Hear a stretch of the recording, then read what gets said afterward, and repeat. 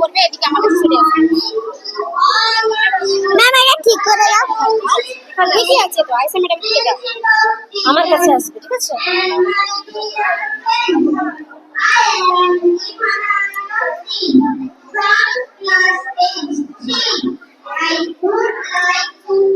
বিশাল ভালো বলছো, সুন্দর বলে। এবারে এরপরে next we have Rifat Anam who will give a speech on Independence Day. ওকে, এবারে আমার কথা শোনো। তুমি এখন যাবে না, আমি বললে তুমি যাবে, ঠিক আছে?